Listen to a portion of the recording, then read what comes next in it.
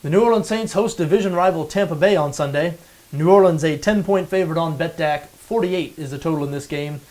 Now, the fact the Saints are a double-digit favorite after what we've seen out of them recently pretty much tells you all you need to know about Tampa. But let's talk about the Saints first. What is wrong with the Saints? Many people's Super Bowl pick heading into the season. You remember last year they were the only team in the NFL to finish in the top 4 in both total offense and total defense. I mean, the wheels have come off. They've only won one game. They're horrible on defense. 30th in total defense, meaning yards allowed. They're surrendering 27.5 points per game. What is happening with Rob Ryan's defense? I want to read you something now that was written by Mike Wilkening of Pro Football Talk this past Monday. I wrote it down because I wanted to read it here when I was previewing the Saints game. It's just very interesting. I don't know if it's valid at all, but I want to read it to you. Tell me what you think. This is Mike Wilkening of Pro Football Talk. Rob Ryan was able to put lipstick on a pig last year using emotion and blitzes to cover up the fact that he didn't have very many good football players. Now that the blitzes aren't getting home as often, that reality is setting back in. I want to ask you, is that what is going on?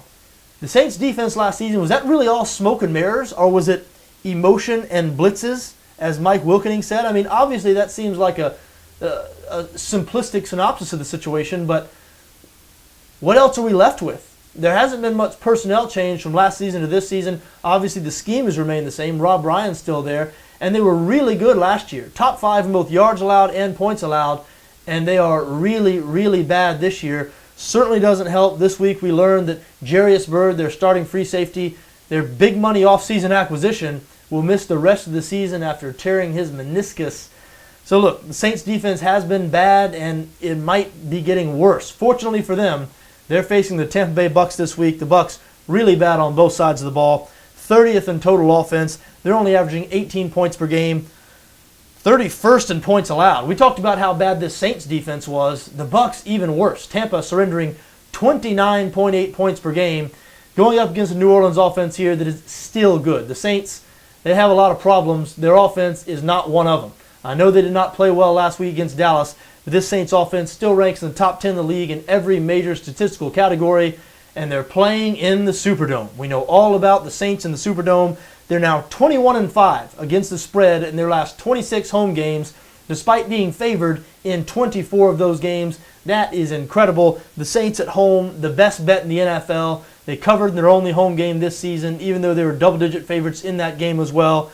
And hey, look, even though, as we said, the wheels have fallen off for the Saints this season, still like them this Sunday. Really like them, as a matter of fact, at home as a double-digit favorite against the Tampa Bay Bucs. The Bucs, as we said, bad on both sides of the ball. They did pick up a win last week, which is what has made this line 10 instead of 13 or 14, which is what it would have been if Tampa had lost last week and the Saints had put up more of a fight against Dallas. So this is a little mini buy low, sell high opportunity here, even though we're not really selling high on the Bucs. I don't think anybody's that high on the Bucs right now, but certainly a buy low opportunity with the Saints after what everyone saw out of them last week. I think they're going to get back on the right track this week at home in the Superdome, like the Saints, big over the Tampa Bay Bucs.